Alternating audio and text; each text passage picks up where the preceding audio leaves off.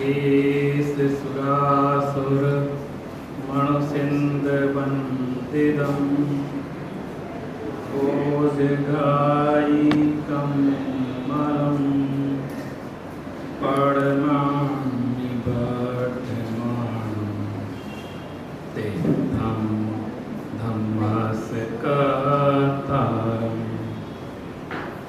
तीर्थं धम्मस्य कथारं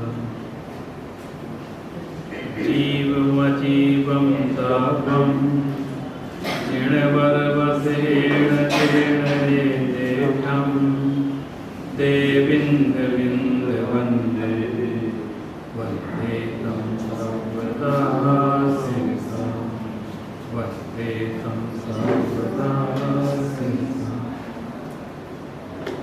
नमः श्रीवर्धमानाय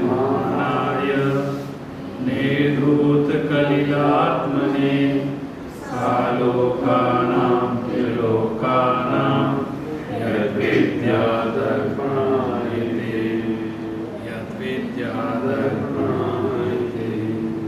मोक्षमार्गस्य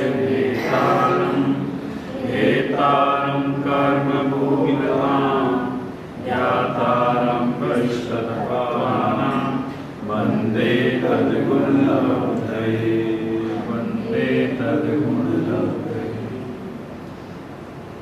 बोलिए देवादिदेवादिनाथ भगवान की जय।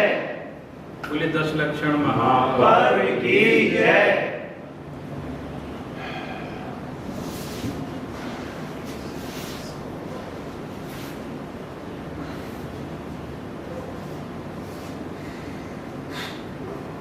हम लोग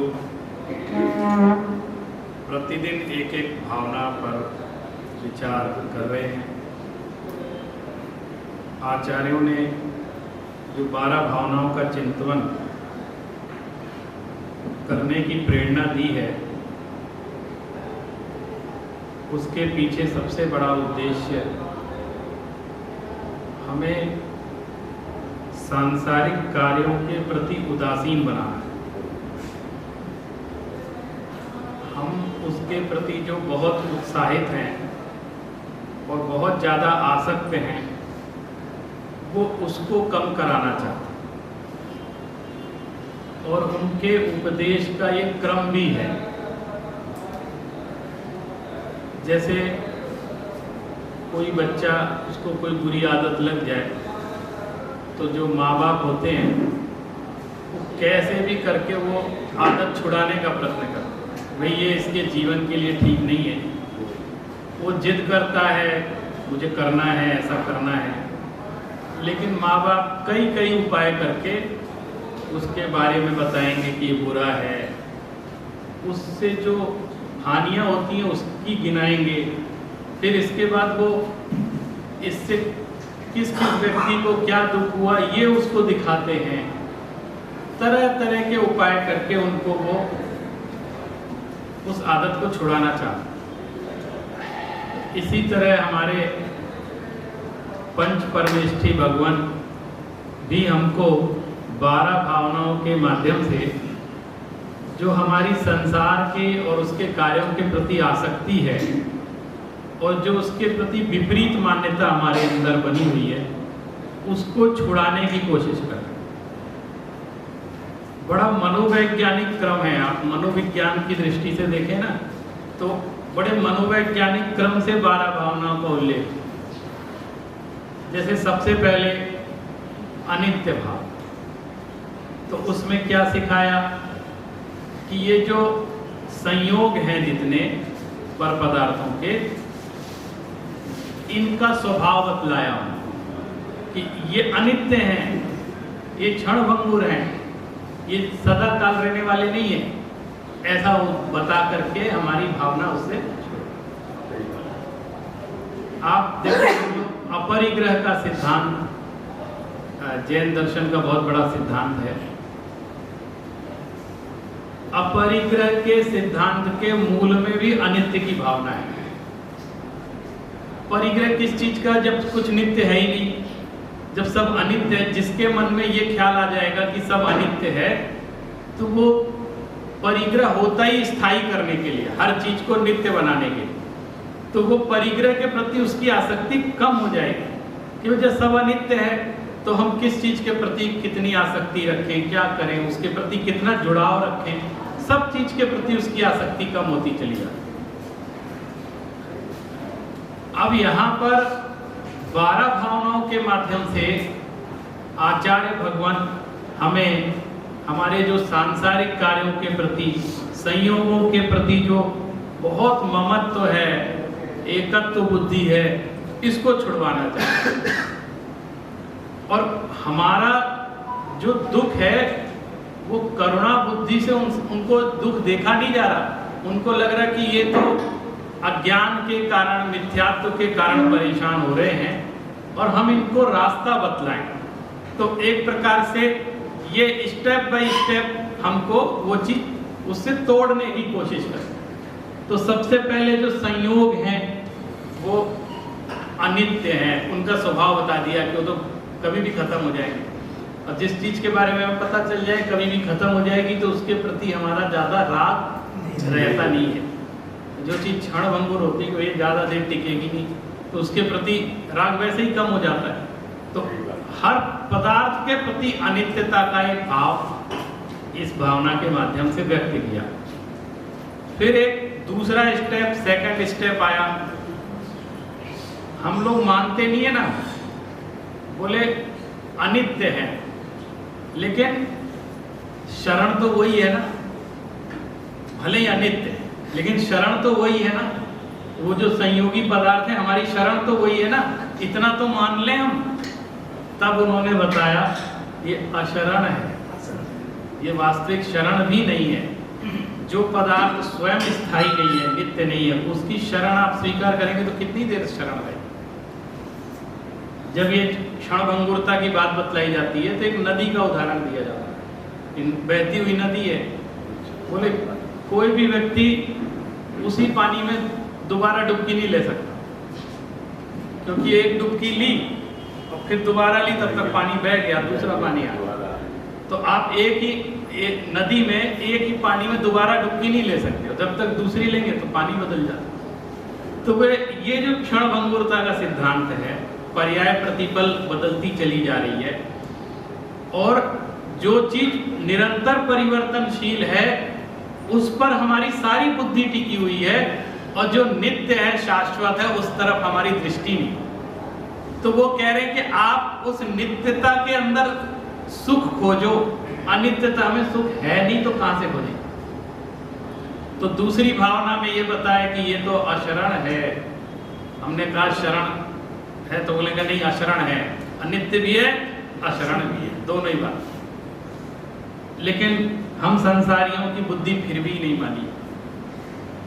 बोले साहब अनित्य है, चलो ठीक है मान लिया, अशरण है, चलो ठीक है मान लिया, लेकिन जितनी देर भी है वो कुछ सारभूत तो है ना, कुछ उससे फायदा तो है ना, उतना तो भोग रहे हैं ना, क्षण भर के लिए ही सही, लेकिन उससे आनंद तो आ रहा है ना। तब उन्होंने कहा वो जो संयोग अनित्य भी है, अशरण भी है और असार भी है। तीसरी भावना हमारी जो संसार भावना है, उसमें क्या विचार करना है कि ये सारभूत भी नहीं है, असार है, और अगर हम उसमें सार खोजते हैं तो ये हमारी बहुत बड़ी भूल है। हमारे दुख का सबसे बड़ा कारण ये है कि हम संयोगों में सुख खोज रहे हैं और सुख उनसे हमें मिलता नहीं है, नहीं मिलता है फिर भी उसमें सुख खोजते हैं, बार बार कोशिश करते हैं, 1000 बार धोखा खाते हैं, फिर अगली बार फिर लग जाते हैं, क्योंकि फाइनली हमें सुख उसी में दिखलाई देता है। जैसे मेडिकल साइंस है ना, आपके पास कोई ऑप्शन नहीं है उसका, 10 बार धोखा खा लो, पता चल गया, लूट लिया, सब कर लिया, लेकिन फाइनली जाना वहीं पड़ता है। क्या करें, उसके अलावा कोई उपाय नहीं हमारे। तो वो हमारी जो उस पर पराश्रय बुद्धि है संयोगों पर, और उसमें कहीं ना कहीं सार बुद्धि छिपी हुई है हमारे मन में कि उसके अंदर सार है, सुख है थोड़ा सा। जब आचार्य कहते हैं कि संसार में सुख नहीं है, तो कई लोग इस तरह की बात करते हैं, कहते हैं देखो ये तो ठीक है, आचार्यों ने कह दिया कि संसार में सुख नहीं है, तो हम तो अनेकांतवादी हैं, और अनेकांत का अर्थ क्या होता है? कथनचित सुख है, कथनचित नहीं है। भाई आप एकांत से कैसे कह रहे हो कि संसार में सुख नहीं? एकांतवाद हो गया नहीं, तो संसार में सुख नहीं है ऐसे कहेंगे तो एकांतवाद हो। तो बोले अरे कुछ तो है, कुछ अच्छा कथनचित है कह दो, तो वो जो है उसके ही बल पे जी लेंगे हम, जो कह रहे हैं ना, जो वो उसी बल पे हम सारा काम कर लें।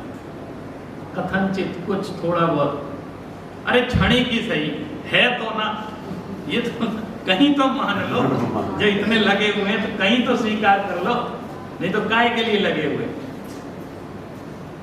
तो एकमात्र वीतरागी भगवान ही उसमें भी असारता दिखला। भैया सुख है नहीं संयोगों पदार्थों, सुख मान रखना। देखे ना, सुख होता तो अलग बात, आपने सुख मान रखा है तो वो भी दुख रूप ही। जो संसार विषय सुख होता, तीर्थंकर क्यों त्यागे, काहे को शिव आराधन करते, संयम सो अनुरागी। एक ही तर्क है अपने पास। आपके पास कितना सुख है बताओ भाई साहब, आप अकाउंट में कितना बैलेंस है बताओ, कितनी बड़ी कोठी है, कितना बड़ा व्यापार है बताओ। तीर्थंकर चक्रवर्तियों के जैसा पुण्य है क्या? उन जैसा जैसा उनका था 6 खंड के अधिपति, हम तो 500-800 प्लाट के अधिपति होंगे घर के। वो भी हैं कि नहीं है, किराए पे ही ले रहे हैं, है ना। वो तो 6 खंड के अधिपति थे, काय की कमी थी? तीर्थंकरों किस चीज की कमी थी? सब कुछ था, इंद्रिय के सारे विषय भोग मौजूद थे, जिसके लिए हम तरस रहे, तरस ही रहे ना कि ये मिल जाए, वो मिल जाए, ये नहीं मिला, वो नहीं मिला, वो सब था। अब वहीं से बात शुरू करते हैं। जब सब कुछ था तो वो क्या हमसे, माने कुछ हमसे कम समझदार थे? क्यों छोड़ छाड़ के? माने हम ज्यादा समझदार हैं, वो हमसे कम समझदार थे, जो उनको ये सब तुच्छ लगने लग गया। इतना सारा, इतना वैभव, 6 खंड के अधिपति हो गए, दुनिया भर का साम्राज्य, सब पूरे में यश, जन्मजात सम्यक दृष्टि, वो सब व्यर्थ हो गया। तो कुछ तो गड़बड़ है। अगर होता, सुख होता तो क्यों त्यागते उसको, और शिव आराधन क्यों करते? नंगे होकर के जंगल में चले गए, दीक्षा ले ली, अरे क्या रखा था, और हम उसी चीज के पीछे भागे। तो कम से कम एक ही बात है, हमसे कुछ छूटे ना छूटे। बिल्कुल नहीं कह रहे हम आज ही छोड़ दो सब, ये नहीं कह रहे, छूटे ना छूटे, मान्यता जरूर छूटे, वो तो आपके हाथ में। जो चीज है वहीं रखी रहने दो, कुछ नहीं करना है, बस मान्यता बदलना है। ये संसार भावना का सार है। संसार का भाव करना है तो क्या करें? बमबार्डिंग करवा दें, जलवा दें, सब बम से उड़वा दें, संसार का भाव कर दो, पूरा नाश कर दो सब, ऐसे संसार का भाव। आपने सुना होगा कि संसार तो क्षणभंगुर है, क्षणभंगुर है, ऐसे बोलते हैं ना। बचपन में मैं भी सुनता था संसार क्षणभंगुर है। एक दिन विचार किया, ये तो संसार तो पहले भी था, आज भी है, कल भी रहेगा, संसार तो था ही, ये क्षणभंगुर किससे कह रहे? क्षणभंगुर का मतलब तो होता है पल पल में नष्ट होने वाला, खत्म हो जाने वाला। तो अनादिकाल से संसार है और अनंत काल तक रहेगा, तो ये कैसे क्षणभंगुर है? क्षणभंगुर तो हम हैं जो आ रहे हैं जा रहे हैं। तो संसार तो है ही है, तो वो किस चीज की क्षणभंगुरता की बात कर रहे थे कि हमारे अंदर जो संसार भरा है, यानी संसार के प्रति जो आसक्ति भरी है वो विनाशी है, क्षणिक है, वो खत्म हो सकती है, वो हमारी निरंतर बनी हुई है। इसलिए कुछ परिवर्तन बाहर नहीं करना है, परिवर्तन अंदर करना है, दृष्टि में परिवर्तन करना है। ये संसार भावना का सार है। हम किस किस चीज में एक एक करके गिनाते हैं, किस किस चीज में सुख है, कहां से हम सुख लाएं। पहले तो आपसे 2-4 बातें ऐसी कर लेता हूं कि कंफर्म कर लें कहां सुख है और कहां नहीं। कोई लाग लपेट वाली बात नहीं है, मुझे आपको कोई खुश नहीं करना है ना। मैं तो सीधी सीधी बात बताता हूँ, सुख कहाँ है।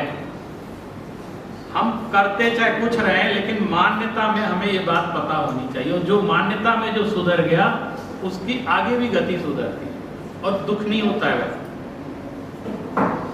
अगर पर पदार्थों में सुख हो, और पर पदार्थों के नाम गिना देते हैं, इस घड़ी में सुख है, इस किताब में सुख है, इस माइक में सुख है, और चीजों में सुख है। अगर ऐसा है तो ये सुख सबको मिलना चाहिए, क्योंकि पदार्थ मौजूद है सबके सामने, निमित्त मौजूद है। अच्छा छोड़ो ये सब बातें, पिक्चर देखने में सुख है कि नहीं? 3 घंटे की पिक्चर देखते हैं हॉल में बैठ करके, उसमें सुख है कि नहीं? अरे किस लिए जाते हैं? 500-500 1000 रुपए की टिकट खरीद के जाते हैं। भीड़ लगी हो तो धक्का मुक्की करके घुस के देखते हैं, टिकट नहीं मिले तो ब्लैक पे खरीद के देखते हैं, तरह तरह की शो सिफारिश लगाते हैं। मुझे पहले दिन का पहला शो देखना है, इज्जत की बात है। अगर सुख नहीं होता तो क्यों जाते हो? और तब ये प्रवचनों में सुख नहीं है, क्योंकि आप बुलाए बुलाए नहीं आ रहे लोग, है ना। वहां तो घुस घुस के 100 जूते खाए तमाशा घुस के देखेंगे, और यहाँ निमंत्रण घर में दे दे के भी आप आ जाओ ना कि ये आओ, यहाँ वो सुख का रास्ता बताया जाएगा और असली वास्तविक सुख है, तो यहाँ नहीं आए। वहां 1000 रुपए 2000 की टिकट खरीद के देख देंगे। और भाई साहब मैं आपसे पूछता हूँ, छाती पे हाथ रख के बताना, आप तो सबकी रुचि है, अभी यहाँ पे बोर्ड टांग दिया जाए कि प्रवचन सुनने के 1000 रुपए लगेंगे एक दिन, तो कितने लोग बैठेंगे? कितने लोग बैठेंगे? आप बताना नहीं बैठेंगे कि नहीं बैठेंगे, मैं तो ऐसे ही पूछ रहा हूँ क्योंकि मुझे भी अपनी इज्जत प्यारी है। तो कितने लोग बैठेंगे ये मैं इसलिए कह रहा हूँ कि हमारा झुकाव किस तरफ है। कोई कैसा वैसे क्या गरीबों के लिए प्रवचन नहीं होते हैं? आप तो टिकट रखते, आप रखो ना तो ऐसा बोलेंगे, तो क्या गरीब आदमी प्रवचन नहीं सुन सकता है? ऐसे बोलेंगे। आपने टिकट क्यों रख दी प्रवचन सुनने? गरीब आदमी कहाँ जाए? वहाँ ऐसे साम्यवादी लोग खड़े हो जाएंगे उनके लिए। लेकिन मैं पूछता हूँ आपको, कौन गरीब है? किसके पास इतनी सामर्थ्य नहीं है कि पैसे दे सके? सबके पास है, लेकिन फिर भी नहीं। आप तो निमंत्रण भोजन की व्यवस्था कर दो कि हम तो उसके बाद भोजन करवाएंगे, तो भी प्रवचन सुनने नहीं आए। लेकिन जहां पर मनोरंजन हो रहा होगा वहां तो मन लगता है, तो सब सुख तो होगा ना, तभी तो इतना खर्च करके हम वहां पर जा रहे हैं। ऐसा पूछते हैं लोग। जब फिल्म देख रहे हैं तो उसमें सुख तो है ना, सुख मिल रहा है तभी तो खर्च करके जा रहे हैं, आनंद ले रहे हैं। फिर भी मेरी जिज्ञासा है कि आप एक बार वहां पर टॉकीज के बाहर खड़े हो जाना और इंटरव्यू लेना लोगों का, जैसे पत्रकार लोग लेते कि साहब ये आपने फिल्म देखी, आपको कैसी लगी?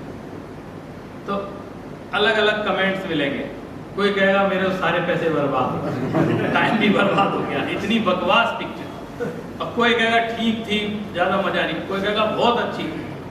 तो मैं पूछता हूं कि अगर उसमें सुख था, फिल्म में सुख था, तो 300 लोगों को सुख मिलना चाहिए। लेकिन उन 300 के 300 लोगों ने एक राय व्यक्त नहीं की। किसी को अच्छा लगा, किसी को नहीं लगा, किसी को पसंद आया, किसी को नहीं आया। तो इसका मतलब क्या हुआ कि सुख उसमें नहीं था, सुख अंदर था। तो सुख की उत्पत्ति कहां से होती है? अंदर से होती है। यदि हमने पर पदार्थों में सुख मान रखा है तो ये हमारी भूल है, क्योंकि प्रवचन सार में आचार्य कुंद कुंद कहते हैं, जम इंद्रिये ही लब्धम तम सोखम मपि दुखमेव तहा। जो इंद्रिय से उत्पन्न होता है या इंद्रियों के द्वारा प्राप्त किया जाता है, वो सुख भी दुख के ही समान है। वो हमको या हमें वास्तविक सुख का पता ही नहीं है, इस कारण से वो जो थोड़ा बहुत दिख रहा उसी में आनंद ले रहे हैं, लगे हुए। ये तो संसार भावना के दिन तो इस चीज पे विचार किया जाएगा ना कि आज हमको सुख की, वो कह रहे संसार असार है, ये संसार भावना का सार। इतना समझ में आ जाए कि ये असार है, इसमें सार नहीं है। और इतनी दृष्टि तो बदल ही जाती है। आप जब इस तरह की भावनाओं का चिंतन करेंगे ना, इसके बाद भी संसार में जाएंगे, काम करेंगे सारे, लेकिन दृष्टि में तो परिवर्तन रहेगा कि ये कर जरूर रहे हैं लेकिन इसमें सार नहीं। इतना ही बहुत, अभी के लिए इतना ही बहुत है। इतना ही क्लियर हो जाए कि इसमें सार नहीं है। कितना क्या कर लेंगे, किस किस को भोग लेंगे, कहां कहां ले जाएंगे। लेकिन जब तीर्थंकरों ने भी वो चीज छोड़ दी तो कहीं ना कहीं वो सारभूत नहीं है। अब अगर उसके अंदर सार होता तो वो क्यों छोड़ते? एक तो सीधा सीधा तर्क तो हमारे सामने ये। दूसरा, इंद्रिय के सुख में सुख मानना ये हमारी सबसे बड़ी भूल है। इंद्रिय के सुख दुख रूप ही होते हैं, ऐसा आचार्य कुंद कुंद ने बहुत स्पष्ट प्रवचन सार में कहा। अनेक आचार्यों ने बात कही। और संसार के जिस सुख की चर्चा हम लोग कर रहे हैं ना, जो थोड़ा बहुत दिखाई दे रहा है भैया कुछ तो है, उसको भी आचार्यों ने ऐसे ऐसे उदाहरण से समझाया है कि आप सुनोगे तो आश्चर्य करोगे। बोले उदाहरणों में इतनी दम होती है, बिल्कुल स्पष्ट हो जाती है बात। और शास्त्रों में लिखा है, एक तो ये लिखा संसार का सुख कैसा है, तो बोले संसार का सुख तो खाज खुजाने जैसा। खाज खुजाते हैं ना, खुजली हो गई या फिर कोई बीमारी हो गई, स्किन डिजीज, अब वो डॉक्टर कहता है इसको खुजाना मत, हम दवाई लगा रहे हैं लेकिन इसको खुजलाना मत, नहीं तो ये तुम्हारा घाव भरेगा नहीं। और हम अगर सो भी रहे हो, दिमाग उसको जाके उसको, क्योंकि वो अच्छा लगता है, सुख मिलता है खुजलाने से। अब वो जो सुख है वो क्या है, दुख रूप है कि सुख रूप है? लेकिन उस समय वो खुजलाने से सुख की अनुभूति हो रही है ना, तभी तो खुजा रहे हैं। लेकिन वो घाव और हरा हो जाता है, फिर उभरता ही नहीं, तो वो दुख रूप है। तो कह रहे हैं ऐसा सुख जो अंत में हमको दुख ही प्रदान करे, वो सुख थोड़ी माना जाएगा, वो तो सुखाभास है। और संसार के जो दुख है ना, ये जब हमको कभी दुख आफत हमारे ऊपर आ जाती है, प्रतिकूलता आ जाती है, तो धर्म की दृष्टि से तो वो दुख भी बड़े अच्छे हैं। क्यों? क्योंकि दुख में ही हम भगवान को याद करते हैं। सुख में सुमिरन सब करे, दुख में करे न कोई, और जो सुख में सुमिरन करे, दुख का एक होए। सुख में सब लोग सुमिरन करते हैं, दुख में तो सुख में नहीं करते। तो दुख और सुख, तो इससे अच्छा तो वो दुख है, कम से कम उस समय सुमिरन तो कर रहे हैं, उसके बेटर है। और आपको देखो, वेदना जन्य सम्यक दर्शन होता है। नरकों में वेदना से उत्पन्न और कुछ नहीं था, लेकिन कष्ट के मारे सम्यक दर्शन हो गया, इतनी वेदना हुई। तो आप देखो, हम जो दुखों को हमेशा बहुत ज्यादा इग्नोर करते हैं और उसको पूरा क्रेडिट नहीं देते हैं दुखों को, लेकिन कहीं ना कहीं उनमें भी तो दम है, क्योंकि उन्हीं दुखों से घबरा करके मोक्ष के पथ पर लगते है ना। अगर उनको सुख मान रहे होते, और सुख के साथ ये दिक्कत है कि उसके पीछे छुपा दुख हमको दिखलाई नहीं। इसलिए हमको इस तरह की संसार भावना का चिंतन करना पड़ता है। आज हम उस ढाल को पढ़ते हैं फिर देखिए क्या हमारे कविवर कह रहे हैं। चहु गति दुख जीव भरे हैं, परिवर्तन पंच करे हैं, सब विधि संसार असारा, या में सुख नहीं लगा। इसके एक एक शब्द में मर्म भरा। चहु गति दुख जीव भरे हैं, और चारों गतियां गिना दी हमको। एक गति तो हम देख ही रहे, उसके दुख की चर्चा तो करने की आवश्यकता नहीं है कि साक्षात हम महसूस अनुभव जन्य। कितने तरह के मनुष्यों को दुख है ये उनको सबको पता है। नरक के दुख भी सबको ध्यान में है, सुने हैं। आपने यहाँ बहुत सारे चित्र भी बना रखे हैं, बड़ी अच्छी सुंदर कलाकृतियाँ बना रखी हैं, और उसको देखते समय भी हम देखो ऐसे उल्टा करके लटका दिया है और ऐसे काट रहे हैं, वो सारे दुख। ये मंदिरों में ऐसी चीजें लगाई क्यों जाती हैं? अरे हर तरफ से जैन मंदिर ऐसी जगह, हर तरफ से मैसेज देने की कोशिश की जाती है। आप कहीं भी सिर उठा लो, यहाँ देखो तो यहाँ कुछ लिखा मिलेगा, वहां देखो तो दीवार देखो चित्र लगे मिलेंगे, कहीं दोहा कहीं गाथाएं, चारों तरफ से सिखाने का प्रयास। वो सारे नरक गति के दुखों का भी वर्णन आपको मालूम है कि नरक में कितनी वेदनाएं होती हैं।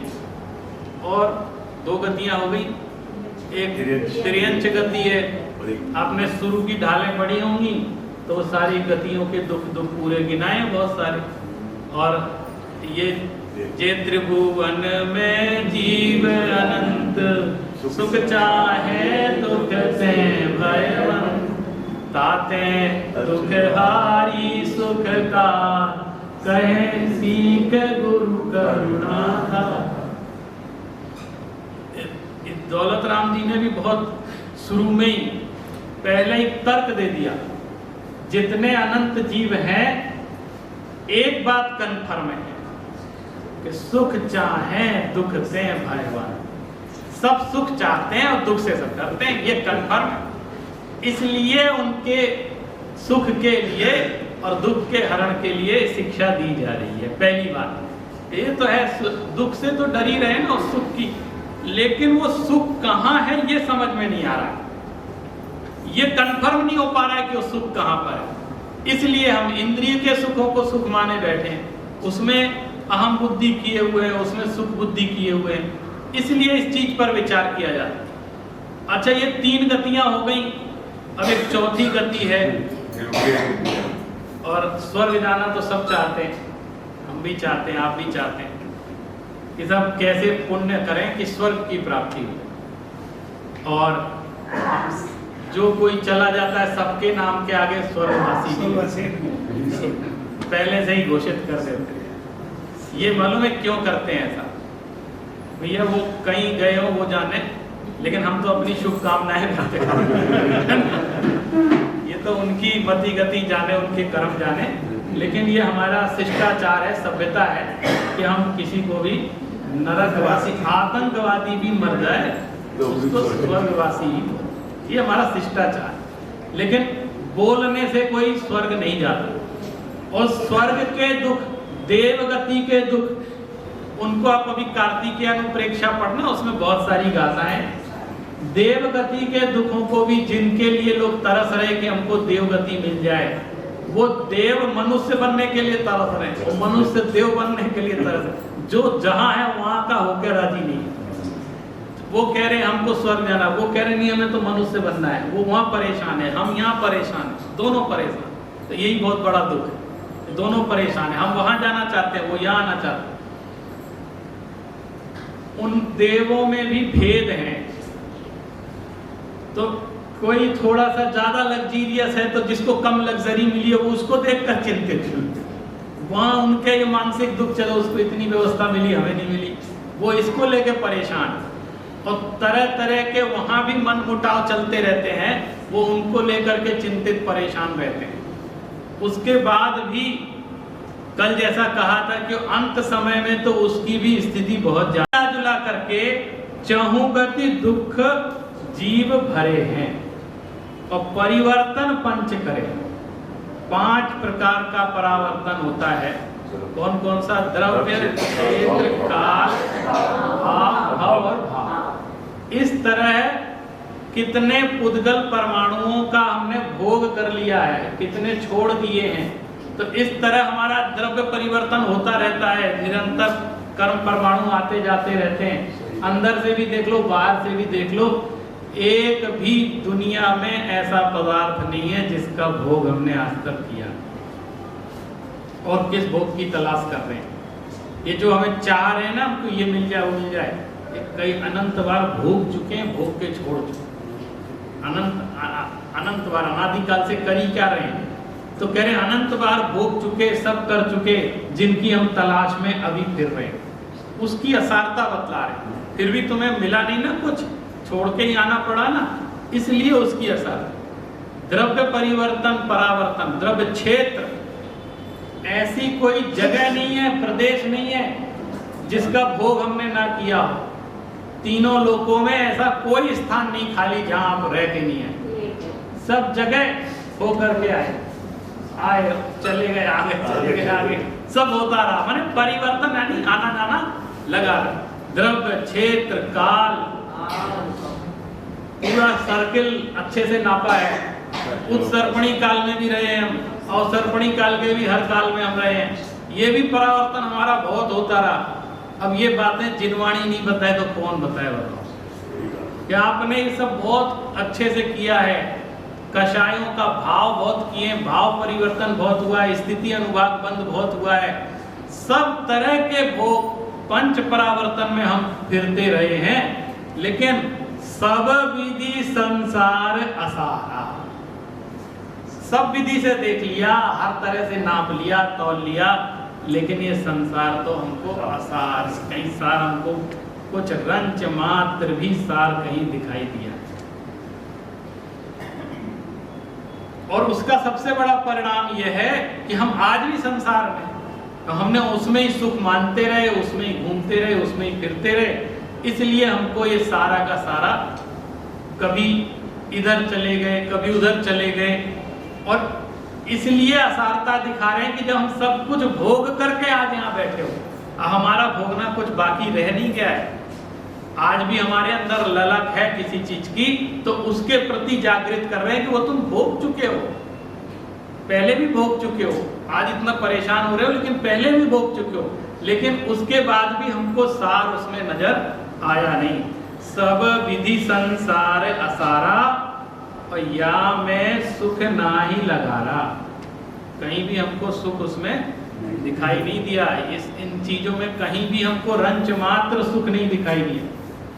लेकिन इतनी असारता के ज्ञान के बावजूद भी हम उसमें एक एक बूंद सुख के लिए तरसते रहे। इसका भी एक चित्र बनवाया ना आपने, मधु बिंदु का, संसार का वृक्ष, बड़ा सुंदर चित्र बनाया आप।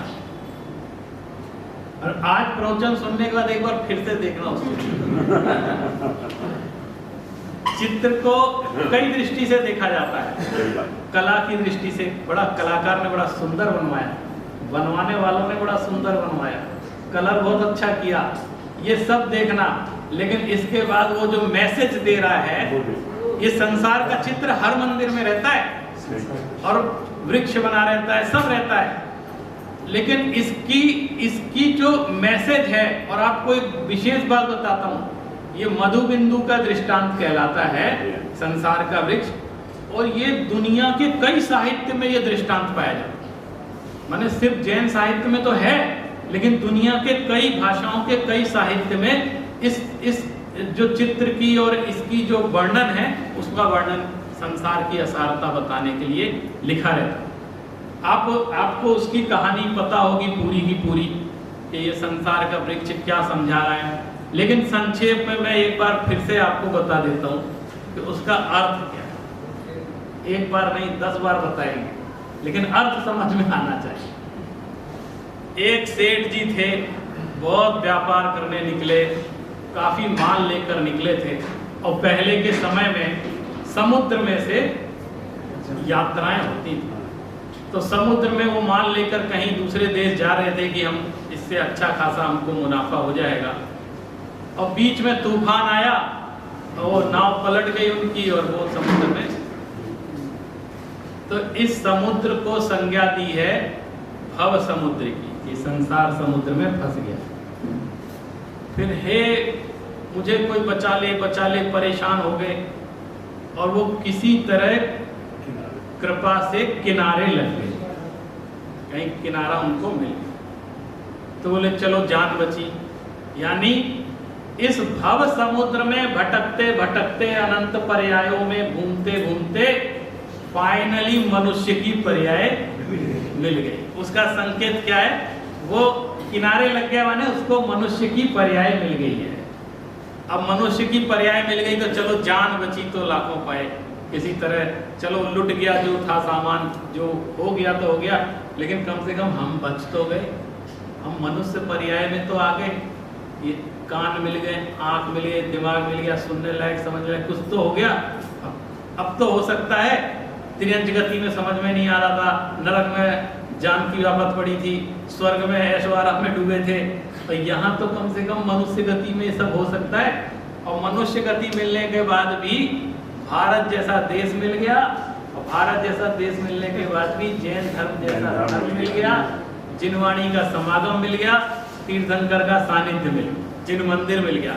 ये सब उत्तरोत्तर महादुर्लभ है। मनुष्य पर्याय मिल गई, अब वो बेचारा मनुष्य पर्याय में अपना उसी जो कोई टापू होगा, जंगल होगा, वहां अपना निकल के घूम रहा। इतने में भी पीछे से एक पागल हाथी उसको चिंघाड़ता हुआ उसके पीछे, अरे भगवान ये क्या, ये तो मुझे रौंद देगा। तो आचार्य समझाते हैं काल रूपी हाथी है, या पीछे पड़ गया तुम्हारे, तुम्हें मार देंगे, मृत्यु आ गई और पीछे पड़ गया कि साहब हम तुमको, अब इसको लगा क्या करें क्या करें, हे भगवान मेरी रक्षा करो, कोई तो मुझे बताए, कोई शरण नहीं है। बोले ऊपर से आकाशवाणी हुई, चिंता नहीं करो तुम्हारी भी व्यवस्था हो रही है। एक वृक्ष मिल गया, बोले इस पे लटक जाओ, तुम जो है वो हाथी तुमको डिस्टर्ब नहीं कर, बच जाओगे, तो हाथी तुमको कुचल के मारेगा नहीं। ये संसार है। तो वो उस पेड़ पर लटक, वो पेड़ क्या था? वो गृहस्थी का पेड़, एक गृहस्थी का पेड़ मिल गया। शादी वादी हो गई, संसार में यूं ही डोल रहे थे तो एक शादी हो गई, घर बन गया, तो व्यवस्था हो गई, पेड़ मिल गया। अब वो हाथी आया तो वो पेड़ की डाल को सूंड से बांध करके ऐसे ऐसे हिलाया। अब ये उनमें लटक के गृहस्थ अवस्था में ऐसे पकड़ के, आपने देखा ना ऐसे हाथी एक लटका हो, और वो लटक गया। तो वो जिस डाल पर लटका है उस पे एक सफेद चूहा और एक काला चूहा है, वो भी आप गौर से देख। उसका प्रतीक बनाया कि ये रात दिन ये जिस रस्सी से लटके उसको कुतरने में लगे हुए, यानी टाइम आपका रात दिन गुजर रहा है, समय कटता चला जा रहा है।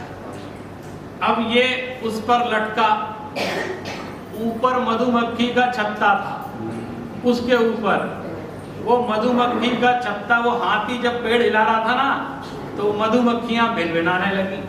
अब वो मधुमक्खियां जो भिनभिनाने लगी, उनको ये लगा कि ये इस आदमी के कारण हिल रहा है, तो सारी की सारी मक्खियां उससे आकर चढ़। तो कह रहे हैं कि ये जो मक्खियां चढ़ गई ये क्या है? बोले बाल बच्चे हैं, ये चिपक गए हमसे आकर, ये छोड़ नहीं रहे, इनके पीछे हम परेशान हैं, ये नहीं छोड़ रहे। फिर लटके और नीचे कुआं भी देखा होगा आपने, उसके नीचे वो बना हुआ, उसमें 4 सांप हैं। वो 4 सांप क्या हैं? 4 गतियां, 4 गति के 4 नाग ऐसे, अरे आजा हम तुझे ले लेंगे। और उनके बीच में एक अजगर भी है। वो क्या है? वो निगोद वाला अजगर है। बोले तुमको हम सीधे निगोद में ले लेंगे। अब वो नीचे अगर वो टूट के गिरता है तो नीचे जाता है, और इधर हाथी डाल हिला रहा है। चारों तरफ से ये संसार का संकट दिखलाया है। इन संकट में हम फंसे हुए हैं। इसके बाद हे भगवान मुझे बचा लो, ये क्या हो गया, ये नीचे ये खा जाएगा, ऊपर ये चूहे कुतर रहे हैं, तो दिन रात तो कट ही रहे हैं, मैंने वो तो टाइम तो जा ही रहा है, वो भी कभी भी कुतर देंगे और हम नीचे गिर जाएंगे। तो वो भी उसकी जो दर्दनाक पुकार थी वो भी सुन ली गई। उधर से एक विमान में इंद्र और कौन आकर के, ऐसा कहते सदगुरु का उपदेश है ना, वो आकर के कहने लगे अरे हम तुम्हें बचा सकते हैं, सदगुरु उपदेश दे रहे हैं, हम तुम्हें बचा सकते हैं, मेरा हाथ पकड़ो, इसमें आ जाओ विमान में, तो ना हाथी परेशान करेगा ना सांप परेशान करेगा, हम तुम्हें लेकर के परलोक ले जाएंगे, हम तुमको सुखी कर देंगे, और उपदेश हमारा सुन लो, मान लो। तो वो भी सुन रहा है और इधर भी परेशान है। तो उन्होंने कहा आ जाओ, ये बचना भी चाहता है, लेकिन एक घटना और हो रही है जो कहानी का मूल है। वो है कि जब छत्ता वो भिनभिनाया तो उसमें से एक एक बूंद टपक रही, और वो ऐसे था तो इसके मुंह में गिर रही थी, तो एक बूंद चुका, अरे ये तो बड़ा मीठा है, बड़ा अच्छा है, उसमें डूब गया। अब उसको ना तो सांप दिख रहे हैं, ना वो हाथी दिख रहा है, और ना गुरु का उपदेश दिखाई। वो कह रहे हैं कि आ जाओ, तो बोले आना तो है आपके यहाँ, आप ही बचाओगे, लेकिन वो थोड़ी सी और आ जाए, एक और दिन रात चूहे काट रहे हैं, कभी भी नीचे गिर सकते हैं। ये जो संसार का चित्र है ना, ये हमारा चित्र है, संसार भावना वाला दिन है ना, तो उसके लिए हम क्या कहें, वो संसार भावना वाला दिन हम उस चित्र के ही दर्शन करके समझ लें कैसी स्थिति बन रही है। माने वो एक एक बूंद सुख चाहिए, सुख की बात है ना, एक बूंद और, एक बूंद और, एक और ले ले। अब एक आ गई तो बोले अब चल, वो ले ली अगली वाली, अब ले लो चलो, बोले एक सेकंड और थोड़ा सा। तो हम लोग क्या कर रहे हैं, हम लोग क्या कर रहे हैं, तो यही कर रहे हैं, अरे इसके बाद ये हो जाने दो, इसके बाद ये हो जाने दो। बोले कब करोगे, स्वाध्याय कब करोगे, धर्म कब करोगे, बोले बस ये और निपटा ले, ये थोड़ा सा और निपटा ले। अरे बेटे की शादी हो जाए, बेटा हो गया तो पोते की हो जाए, उनका मुंह और देख लें, ये काम होने पड़ जाए। तो बोले ये तो चलता ही रहेगा, हमको उसमें सुख बुद्धि है, यहाँ सुख बुद्धि नहीं है। जहां से वास्तव में सुख मिलना है उसकी तरफ हमारी दृष्टि नहीं है, और जहां सुख है ही नहीं वहां सुख माने बैठे। यही सबसे बड़ा मिथ्यात्व, हमारी दृष्टि में परिवर्तन नहीं हो रहा है। तो आचार्यों ने तो ये संसार आपको दिखाया, चित्र भी शास्त्रों में बने, दीवालों में बने, मंदिर में कहानी सुनाई जाती, सब है, उसको हम समझ लें। लेकिन मैं चाहता हूं इस चित्र में थोड़ा परिवर्तन भी करना मत, मैं तो एक थोड़ा सा परिवर्तन भी आज के हिसाब से, अगर मुझे कोई कहे आप चित्र बनाओ तो मैं थोड़ा सा इसमें मॉडिफिकेशन करूं कि वो जो आदमी है ना जो मधु बिंदु ले रहा है, उसने कान में ब्लूटूथ लगा रखा गुरु का उपदेश सुनाई नहीं दे रहा उसको। और ये जो अभी वाला चित्र है उसमें कम से कम सुन तो रहा है, मान नहीं रहा है, लेकिन सुन तो रहा है। लेकिन आज की ये कंडीशन है कि कान में वो लीड लगा रखी है और उस तो मस्त है, उसमें जो सुन रहा है उसमें मस्त है, गुरु सुनाए जा रहे हैं, उनकी किसी की सुनाई नहीं देती। आप देखो आज की स्थिति क्या है, कितनी घटनाएं आपने देखी होंगी कि कान में गाना सुनते हुए जा रहे हैं, पीछे से ट्रेन आके रौन के उसे सुनाई नहीं दी। ऐसी कितनी घटनाएं, क्योंकि वो इतना मदमस्त है। अब इस संसार का क्या करें, आपको देखो संसार कई तरह का दिखाता हूं, ये तो 5 परिवर्तन दिखाती है ना वो वाली संसार। और इंग्लिश में संसार को क्या कहते हैं, वर्ल्ड बोलते हैं। एक वर्ल्ड और है, ये तो वर्ल्ड जो आपको बताया। इसके बाद एक अंडर वर्ल्ड काम करता है, अंडर वर्ल्ड समझते हैं ना, ये वर्ल्ड के बाद भी एक अंडर वर्ल्ड। वो अंडर वर्ल्ड क्या है, वैसे तो हम परिभाषा तो अंडर वर्ल्ड मानेंगे, नरक वर्ल्ड के जो अंडर है, वो इस वर्ल्ड के नीचे क्या है, तो बोले नीचे अधोलोक है। लेकिन एक अंडरवर्ल्ड काम करता है। उस संसार की भी दशा विचित्र है। इसके बाद एक और संसार है, एक डिजिटल वर्ल्ड है, वो और भी बुरा फंसाने वाला है। अभी ये जो संसार है ना, इससे तो आप फिर भी मुक्त हो जाओ, ये समझ लोगे। लेकिन अभी नया एक वर्ल्ड चल रहा है, वो डिजिटल वर्ल्ड, वो ऐसा डुबो के रख रहा है, ऐसा डुबो के रख रहा है कि वहां संसार है नहीं और संसार में डूबे हुए। भाई है क्या? सब आभास है, आभासी दुनिया है। उस आभासी दुनिया में सत्यार्थ मान करके सारा का सारा काम चल रहा है, सारा का सारा ब्रेन वॉश हो रहा है। कुछ अच्छे बुरे सोचने का समय ही खत्म कर दिया, कि सही गलत का विवेक ही नहीं कर सकता, ऐसा वो संसार चल रहा है। तो आपको तो अब संसार के भी कई तरीके से विचार करना पड़ेगा। कितने कितने बच्चे, कितने कितने नौजवान अपना बहुमूल्य समय जो और कामों से निजात पाकर के उसमें कर रहे होते, कि धर्म ध्यान में भी लगाते, वो सारा का सारा अपना काम धाम छोड़ के भी डिजिटल में लगे हो। आप बताओ। और वो ऐसा क्षण भंगुर संसार है, वो ये तो फिर भी थोड़ा बहुत दिखता है, वो एक क्षण में खत्म हो जाता है। आपकी 1000 GB की हार्ड डिस्क एक वायरस से 1 सेकंड में निपट जाती है, सारे के सारे मैटर डिलीट हो जाते हैं। उस क्षण भंगुरता पे भी विचार करना चाहिए। देखो कैसे 1 सेकंड में सारा का सारा मेरा डेटा डिलीट हो गया, सब खत्म हो गया। तो इस तरह कुछ भी खत्म हो सकता है। हमने कितना संसार बसाया था इसके अंदर, लेकिन एक क्षण में संपन्न हो गया। तो इस पर भी विचार किया जा सकता है कि हम कहाँ सुख की खोज कर रहे हैं। आज की युवा पीढ़ी कहाँ सुख खोज रही है? उनके सुख से तो आपका ही वो संसार सुख ठीक दिख रहा था। कम से कम एक्चुअल तो था, मतलब जो था सामने तो था, वहां तो कुछ नहीं है, लेकिन सब कुछ है। इतना कुछ है कि उसी में दिमाग घुसा हुआ है। तो इस सुख की भी चर्चा करनी पड़ेगी कि हम किस तरह से इन चीजों से भी निजात पाएं, विचार कैसे करें, विवेक कैसे करें। हमारे कवियों ने, हमारे आचार्यों ने बहुत विचार करके देखिए। आप मंगत राय जी क्या कहते हैं? जन्म मरण अरु जरा रोग से सदा दुखी रहता, द्रव्य क्षेत्र अरु काल भाव भव परिवर्तन सहता। छेदन भेदन, ये सब गतियों के दुख पूरे। छेदन भेदन नरक पशु गति, बदबंधन सहना, और राग उदय से दुख सुरगति में कहाँ सुखी रहना।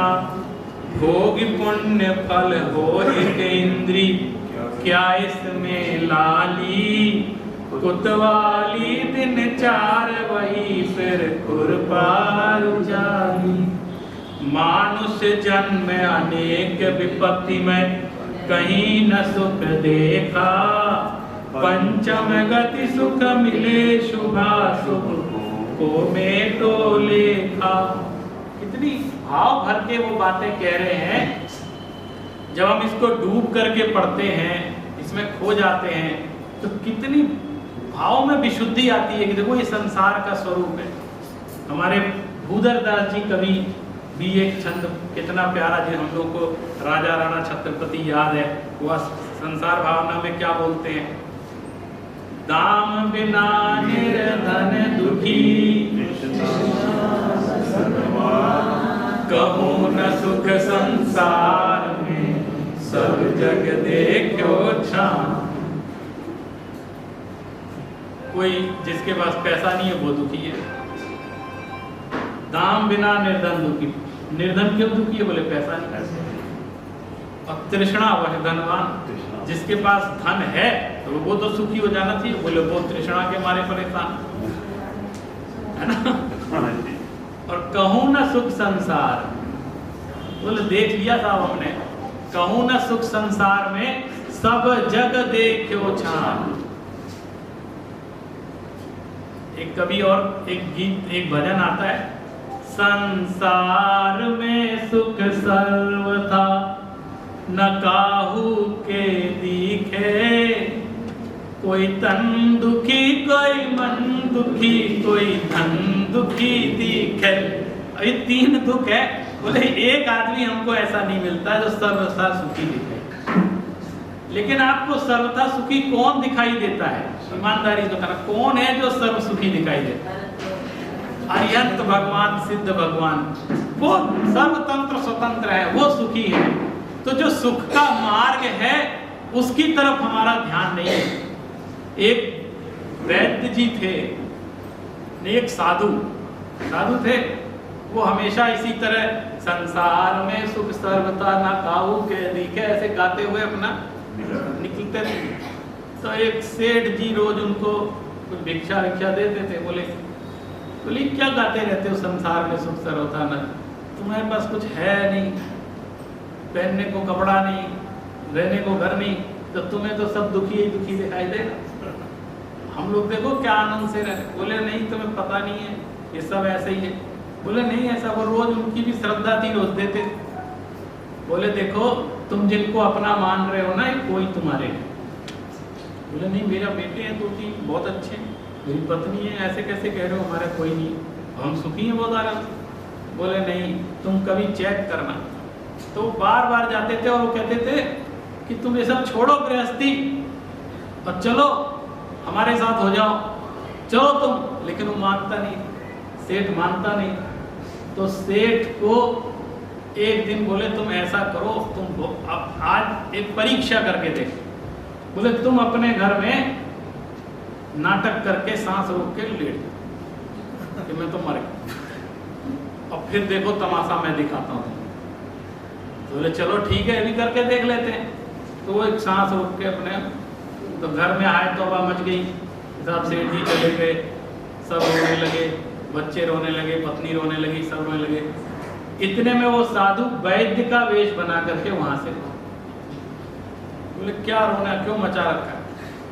बोले ऐसा ऐसा हो गया। बोले कुछ नहीं, मैं इनको जिंदा कर सकता। तो बोले जिंदा कर सकते हो तो कर दो, आ जाओ जिंदा कर दो। तो बोले लो, एक मेरे पास जादुई जल है, मंत्रित जल है, ये पीने से जिंदा हो जाएंगे। तो बोले नहीं, तुम पिला दो इनको, जल्दी उनके मुंह में डाल दो, जिंदा हो जाएंगे। बोले नहीं, इसका एक नियम, आपके घर में किसी एक को ये जल पीना पड़ेगा, और जो पिएगा वो चला जाएगा।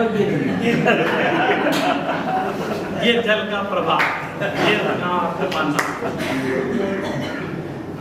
तो वो जल लेकर के सबसे पहले वो पत्नी के पास गए, उसके तो बहुत रो रही थी, पीट पीट के। बोले ये जल पी लो। तो बोले साहब अभी मेरी उम्र ही क्या है। तो बोले सेठ जी जिंदा हो जाएंगे। अरे बोले ठीक है, लेकिन मेरी भी तो उम्र क्या है, क्या है। फिर बच्चों के पास गए, एक एक लड़के के पास, बेटी के पास। अरे तुम पी लो, 3 भाई है, एक चला जाए क्या, पिताजी तो जिंदा हो जाएंगे। सब ने कहा अरे मेरे भी बच्चे हैं, पत्नी है, मैं ऐसे कैसे कर। तो सेठ जी सब आंख बंद करके सब सुन। बोले देखो ये साधु सही कहता था, मैं तो इनको अपना माने बैठा था, तो आज इनकी हकीकत दिख रही है। बेटी से कहा, सबसे कहा, सब ने मना कर दिया, साहब हम नहीं पी सकते, तुम तो उनको ही पिला के जिंदा करता था। तो बड़ा अच्छा, ये हम लोग बचपन में सुनते थे, ये गीत में गाते ये कहानी, मैं तो काफे में सुनी, मैं तो आपको गद्य में सुनाई। वो अंत में वैद्य जी कहते हैं, बोले वैद्य हम ही जल पी के मर जाएं तो राजी हो, हा हा हा हा कहा सभी ने तुम्हें अच्छे बात। सेठ को ये बात सुन के तुरंत उठ गया, बोले महाराज चलो, मैं मुझे लग रहा था ये संसार सार है, इस संसार में सुख दिखाई दे रहा था, लेकिन आज पता चला ये तो सब जिनको हम अपना मान रहे थे सब स्वार्थ के भी ही हैं। बहुत बहुत आचार्यों ने कहाँ कहाँ मैं बताऊं, कितनी कितनी बड़ी बड़ी बातें कही हैं, सारी बातें इतने कम समय में बताना संभव नहीं है। युगल जी का छंद सुन लेते हैं। संसार महादुख सागर के प्रभु दुखमय सुख आभासों में, मुझको न मिला सुख क्षण भर भी, कंचन कामिनी प्रसादों में। साधु संसार से विरक्त है। अब साधु कहाँ, संसार में तो रहते हैं, हमारे साथ रहते हैं, यही है, जंगल में है, हमारे मंदिर में, कहाँ रहते हैं, लेकिन वो संसार से विरक्त है। संसरणम संसारा, जहां परिभ्रमण चलता है उसको संसार कहते हैं। जो संसार में रहकर ऐसे रहता है, जो कीचड़ में कमल की तरह रहता है, वो तो सन्यासी है। लेकिन वो जो संसार के कीचड़ में कीड़े की तरह रहता है, वो संसारी है। संसारी और सन्यासी में तो संसार का अभाव नहीं करना है, दृष्टि का अभाव, दृष्टि का परिवर्तन करना है। जो दृष्टि पर पदार्थों में सुख बुद्धि की चल रही है, पर द्रव्यों में स्नेह ही संसार है, संसार और कुछ नहीं है। आगे भावना, लोक भावना भी आती है, लेकिन उसके और इस भावना में फर्क क्या है? इसमें ये जो हमारे भीतर संसार बसा है उसकी चर्चा की गई। तो संसार पर द्रव्यों में स्नेह रूप है। अच्छा, एक चीज और ध्यान रखिएगा, संसार संयोगों में सुख की कल्पना, ये दुख का मूल कारण, दुख का मूल है, लेकिन वो दुख रूप नहीं है। ये भी याद आना, जो संसार के जो संयोग है ना, वो दुख रूप नहीं है, लेकिन दुख के मूल कारण है। क्योंकि अगर वो दुख रूप होते तो उन्हीं संयोगों के बीच में जो बैरागी, वो सुखी कैसे हो, संयोगों के बीच में रहता हुआ। लेकिन वो दुख के सबसे बड़े मूल हैं, जिनके कारण से उनको दुख की उत्पत्ति होती है। तो इस प्रकार संसार की असारता को समझकर हम संसार से अपने आप को जितना हो सके डिटैच्ड, माने अटैचमेंट कम करने का प्रयास करें, तो वो एक जीवन जीने की कला बनती है। और 12 भावनाओं के माध्यम से हमें इस चीज को क्रम से सिखाया जा रहा है कि हम किस तरीके से अपने आप को संसार से विरक्त रहकर, संसार में अभी इस अवस्था में रहकर भी उससे किस तरह से हम पृथक रह सकते हैं और हम अपनी धर्म साधना को कर सकते हैं। आज 10 लक्षण महापर्व के अवसर पर हमको थोड़ी चर्चा उत्तम शौच धर्म की भी करनी है। जैसे क्रम से हमारा क्रम चल रहा है, पहले दिन क्रोध के अभाव स्वरूप उत्तम क्षमा धर्म प्रकट हुआ, दूसरे दिन उत्तम मार्दव धर्म जो कि मान के कषाय के अभाव स्वरूप प्रकट हुआ, तीसरे दिन उत्तम आर्जव माया के अभाव स्वरूप प्रकट हुआ। अब क्रोध, मान, माया, लोभ, आज जो शौच धर्म है वो वास्तव में सुचिता को शौच कहते हैं। सुचिता का अर्थ होता है पवित्र।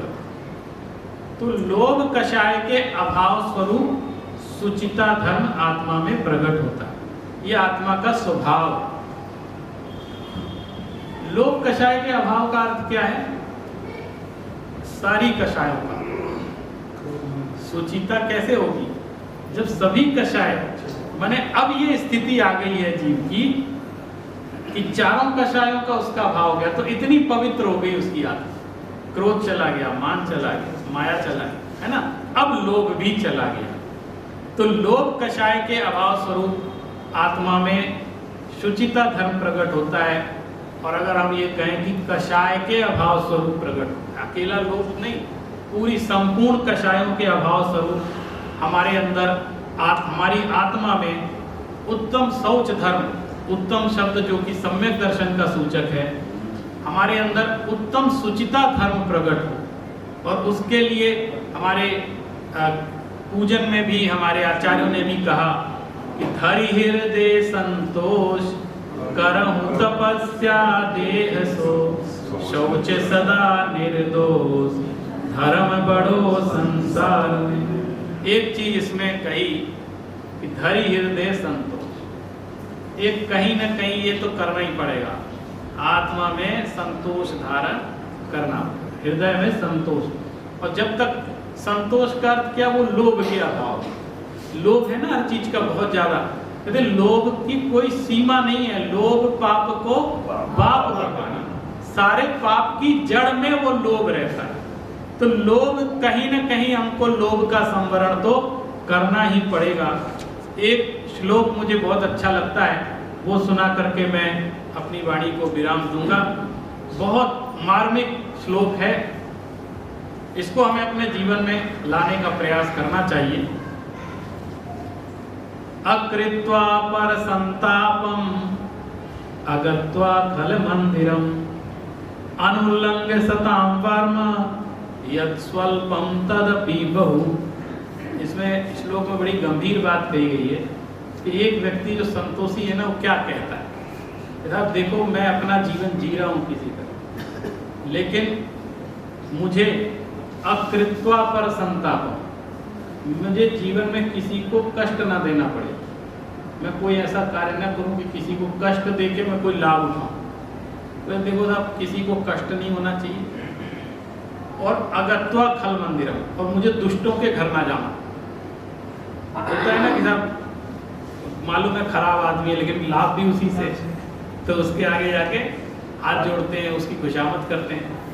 बोले देखो किसी के कष्ट ना हो और किसी दुष्ट के घर जाना ना पड़े। अगत्वा खल मंदिरम और अनुल्लंघ्य सताम वर्म, और सज्जनों के मार्ग का मुझे उल्लंघन ना करना पड़े। माने जो आचार्यों ने मार्ग बताया, जो पुराने लोगों ने, अच्छे लोगों ने, सज्जनों ने मार्ग बताया, वो उसका मुझे उल्लंघन ना करना पड़े, उन नियमों को मुझे तोड़ना ना पड़े। तो इसके बाद यत् स्वल्पम तदपि बहु, उसके बाद जो थोड़ा बहुत मुझे मिल जाए मेरे लिए वही बहुत।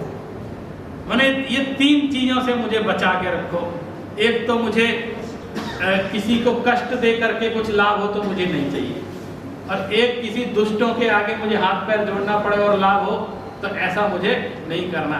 और आचार्यों के बताए हुए मार्ग का कहीं उल्लंघन करके मुझे लाभ मिल रहा हो तो मुझे नहीं मिलना। और इन सब के बाद भी थोड़ा बहुत अगर मिल गया तो मेरे लिए तो वो ही बहुत।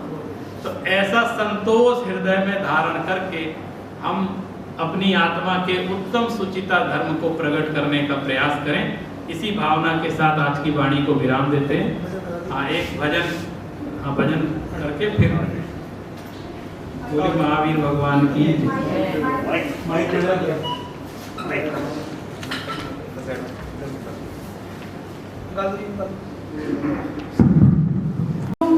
सुख की याद व्यर्थ होते हो, भौतिक भावों में क्यों गतिमति होते हो, भौतिक भावों में क्यों गतिमति होते हो। निज कर्मों पर अधिकार तुम्हें रखना है, कर्मानुसार ही निश्चित फल चखना है।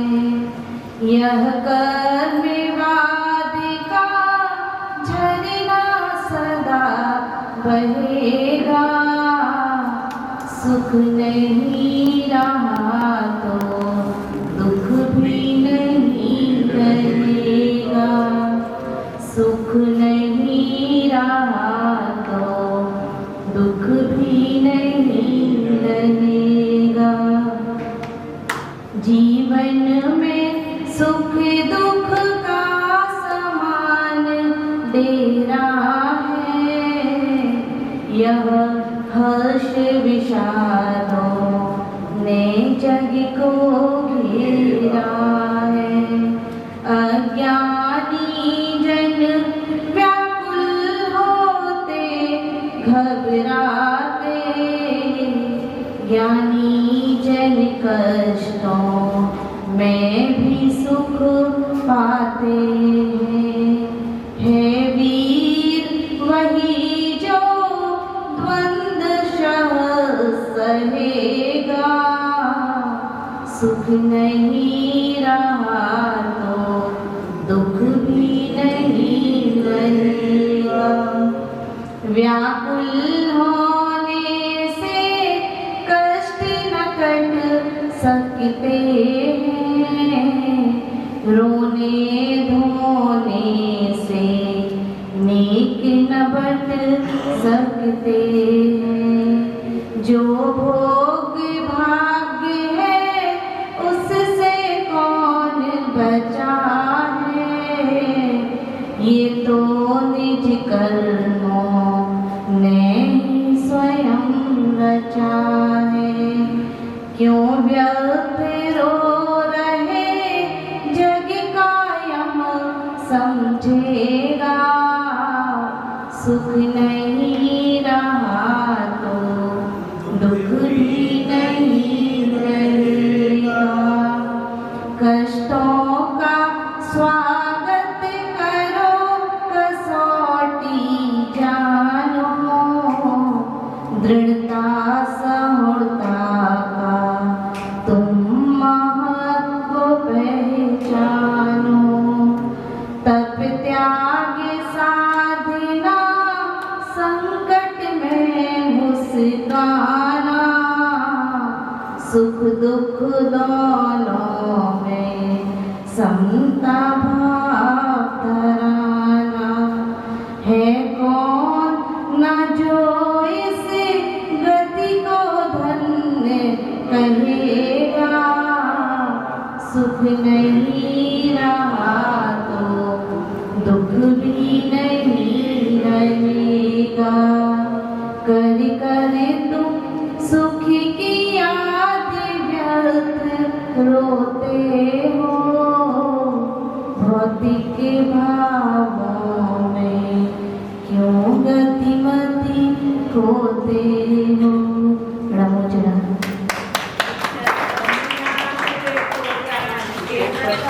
देखो सारे पास देखो, बानुसी बकाली है जाओ द्रव्य जान देखो, बंदे दीवान देखो, सफर पिछान देखो, अनुभव है देखो जी